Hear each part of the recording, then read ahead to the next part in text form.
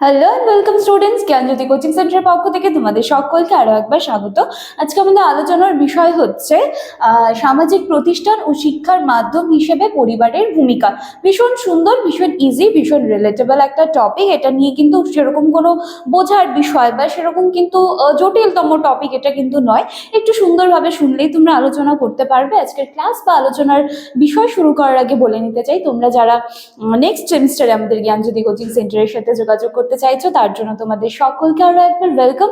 এবং তোমাদের এক্সাম যেহেতু কিছুটা সময় রয়েছে, তো সেরকম অবস্থায় দাঁড়িয়ে তোমরা যদি ভাবছো যে নোটসের জন্য যোগাযোগ করবে, সেটাও কিন্তু তোমরা করে নিতে পারো। এছাড়া সাথে সাথে আমাদের যে ক্লাসেসগুলো রয়েছে সেগুলোর ব্যবস্থাও কিন্তু রয়েছে। তো চলো আর এক্সট্রা কথা না বাড়িয়ে আজকে আমি আলোচনার বিষয়ে ফিরে আসি।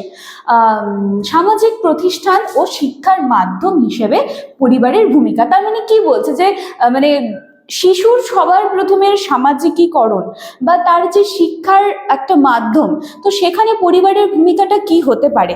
দেখো, সবার প্রথমে বাচ্চা জন্ম হয়ে তার স্কুলে যাচ্ছে না, তো সবার প্রথমে সে হচ্ছে প্রথমে তার পরিবারকেই পায়। সেই পরিবার হচ্ছে কিন্তু বলতে পারো যে তার শিক্ষার একদম বেসিক জায়গাটা, বা সমাজে একজন দায়িত্ববান মানে ব্যক্তি হিসেবে গড়ে ওঠার যে প্রথম ধাপ, সেটা কিন্তু সে পরিবারের মাধ্যমেই শেখে। এবং আস্তে আস্তে সে যত বড় হয়, তার শিক্ষার গণ্ডি বাড়ে, তার চেনা জানা আত্মীয় স্বজন এগুলো বাড়তে থাকে এবং আস্তে আস্তে সে সমাজের একটা অংশ হয়ে ওঠে। কিন্তু একটা সমাজে গিয়ে একটা বাচ্চা কি ধরনের আচার আচরণ করবে বা কি ধরনের নৈতিক শিক্ষা তার মধ্যে থাকবে, নৈতিক শিক্ষার মধ্যে চলে আসছে ভালো মন্দের বিচার, কোন জিনিসগুলো অ্যাকসেপ্ট করতে হবে, কোন জিনিসগুলো খুব মানে বর্জনীয়, এই ব্যাপারগুলো কিন্তু সবার প্রথমে বাচ্চা তার ফ্যামিলি থেকেই কিন্তু শেখে।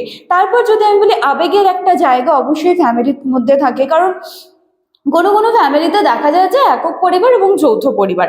তো মানে দেখো, সেটা একক পরিবার হোক বা যৌথ পরিবার হোক, যখন বাচ্চা তার চারপাশে তার মানে সে যখন ফিল করে যে হ্যাঁ, আমার চারপাশে যারা রয়েছে তারা সকলেই আমার একটা নিরাপত্তার জায়গা আমাকে প্রোভাইড করতে পারে, তো তাদের সকলের সাথে বাস করতে করতে সবার সাথে একটা ইমোশনালি তারা মানে কানেক্ট হয়ে যায়, এবং সেখান থেকে তারা শিখেছে কারোর ভালো লাগা, কারোর মন্দ লাগা, কোনো কথা এরকম কাউকে বলবো না যে খারাপ লাগবে। তো এই বিষয়গুলো বেসিক্যালি বাচ্চারা তো সবার প্রথমে বিদ্যালয়ে যাওয়ার আগে পরিবারের থেকেই কিন্তু শেখে।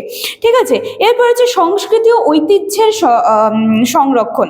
তার মানে কি, একটা পরিবারের মধ্যে থাকার সময় কিন্তু সে বোঝে যে কালচার কি হয়, নিজেদের কালচারগুলোকে আমরা কি করে সেলিব্রেট করি, বা দেখি যে আমাদের ফ্যামিলির মধ্যে যারা আছে তারা যখন অন্য কারোর কালচারে পার্টিসিপেট করছে বা তাদের কালচারকে সম্মান জানাচ্ছে, তো এর সাথে সাথে আমরা তখন হচ্ছে মানে বাচ্চারা, তো এর সাথে সাথে বাচ্চারাও কিন্তু এটা বুঝতে শেখে যে সংস্কৃতি, রীতিনীতি, ঠিক আছে, এই বিষয়গুলো কিন্তু মানুষের জীবনে যথেষ্ট গুরুত্বপূর্ণ ভূমিকা রাখে। এবং এই জিনিসগুলো সমস্তটাই কোথার থেকে শুরু হয়, সমস্তটাই কিন্তু এই যে পরিবারের থেকে শুরু হয়। এরপরে মনে করো যে হচ্ছে কোনো পেশা নির্বাচনের ক্ষেত্রেও কিন্তু পরিবার সমানভাবেই কিন্তু দেখা যায় যে গুরুত্বপূর্ণ ভূমিকা পালন করে। সেখানে হচ্ছে বাড়ির যারা অভিজ্ঞ ব্যক্তি রয়েছেন তাদের দেখে বাচ্চারা শেখে বা তাদের অনুকরণ করতে চায়। তো মানে মানে কি বলবো যে সেই বিদ্যালয় বলো, তারপরে বেরিয়ে হচ্ছে মনে করো বিশ্ববিদ্যালয় বলো, বা আরো হায়ার স্টাডিজ বলো, বা তার সমাজ, ঠিক আছে, এই যে জায়গাগুলো, এই সমস্ত জায়গায় একটা বাচ্চা কিভাবে আচরণ করবে, কিভাবে নিজেকে মানিয়ে নেবে, সমস্তটাই কিন্তু সে সবার প্রথমে পরিবারের থেকে শেখে।